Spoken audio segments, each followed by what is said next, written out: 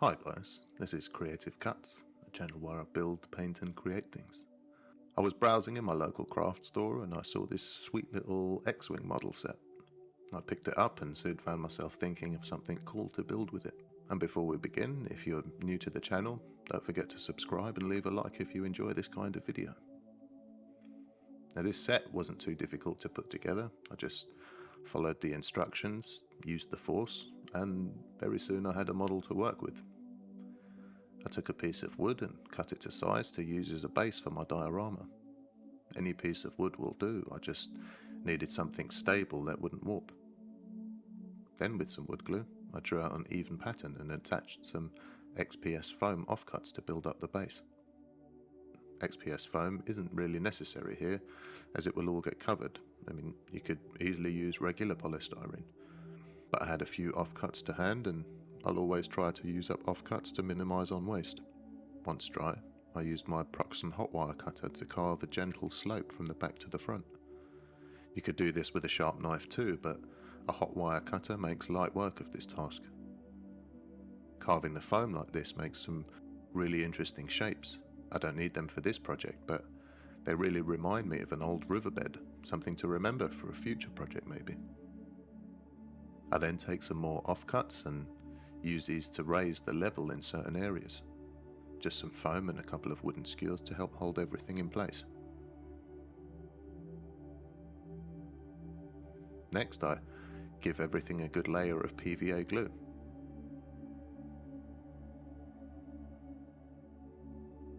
Onto which I sprinkle some fine dirt collected from the local park. It amazes me how I've become a bit of a nerd in terms of where I can collect different types of soil and dirt. Some areas have really fine stuff. How the weather can affect the soil, so I always carry a few small bags with me when I'm out for a walk to scoop up some nice soil when I see some.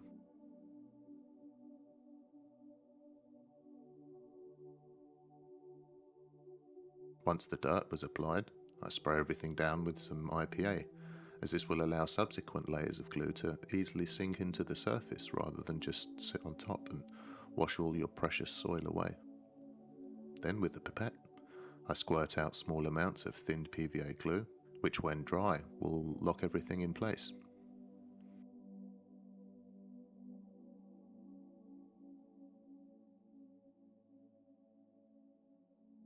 And for good measure, while I have some glue down, I give just another light little dusting of soil again.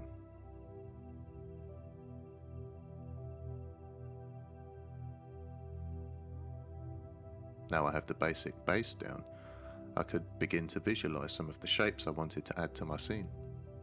I used some Sculptamold modelling compound, made up of mashed paper and some plaster, to make some basic small rocky outcrops.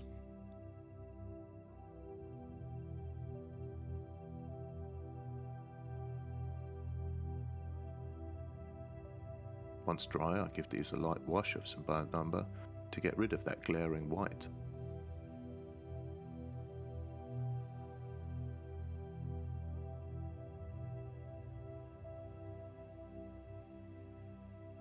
And while this was all drying, I thought I would add some basic weathering to the X-Wing. My go-to method for quick and easy weathering that looks great is oil washes. I mix up some black and brown oil paint and thin this with some white spirit and then just pretty much slap it on. This can be done quite heavily depending on how dark you want your model to be. I then come back in with some cotton buds dipped in a little white spirit and clean off any excess. This process is super quick and really lets you control how much paint you leave on the model.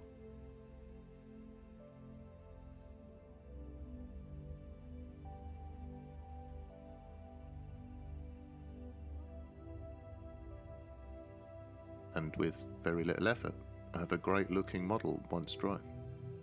Following morning I came back and decided I wanted some more rocky terrain in my scene.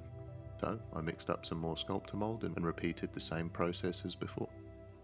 This just goes to show that whilst there are certain steps that you need to take when building dioramas, these are by no means fixed. Often we're worried about messing something up or getting the steps in the wrong order, but with some experience you'll soon learn that Just like Captain Jack Sparrow says, these rules are more like guidelines and are by no means fixed, and you can go back and forth to get the results that you're after.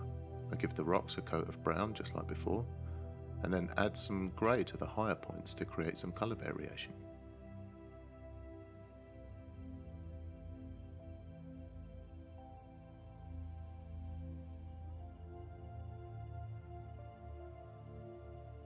I add some black and brown wash to get into the deeper recesses and give the shadows some more depth.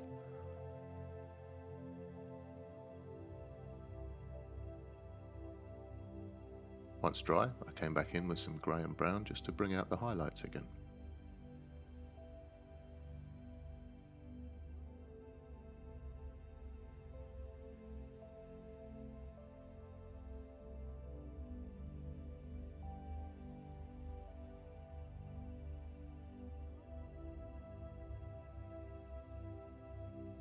I'm happy with how things are starting to take shape, so I give everything another layer of watered down PVA.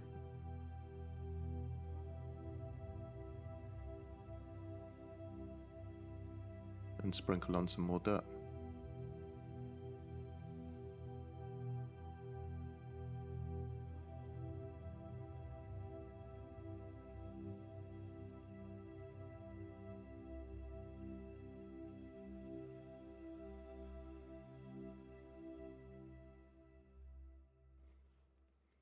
I got a little bit carried away and added some tile grout as it has a really fine consistency, but I didn't like it at all and it was completely the wrong colour.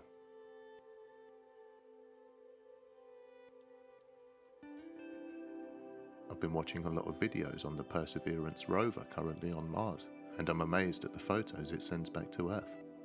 I really like the natural variation in the dirt I was using, so I wanted to incorporate this as much as possible in the final scene. So I just went back a couple of steps, added some more PVA, and a very fine sprinkle of dirt just to sit on the top layer.